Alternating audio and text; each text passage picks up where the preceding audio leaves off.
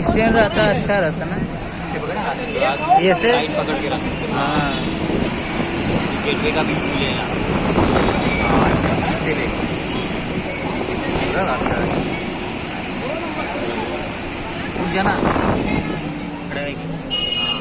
Gateway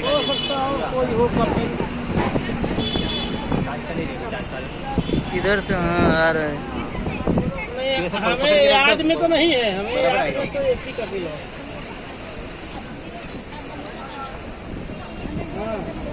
हाँ ये देखो मस्त है। ऐसे आएगा ना,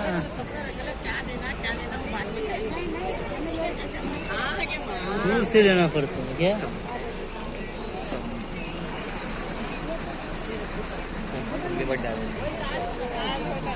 ये है मुंबई का समुंदर और ये है गेटवे ऑफ इंडिया। ये बहुत ही प्राचीन वास्तु है, 1924 को बनी हुई है ये।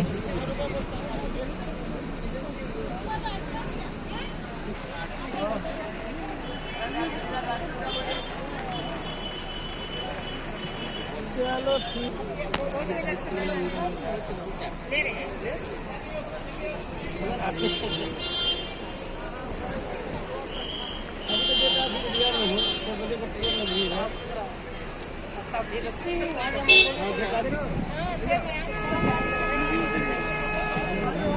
बाबा का बहुत बड़ा है गुब्बारा।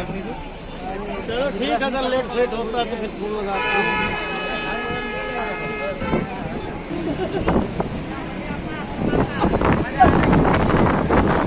ये गली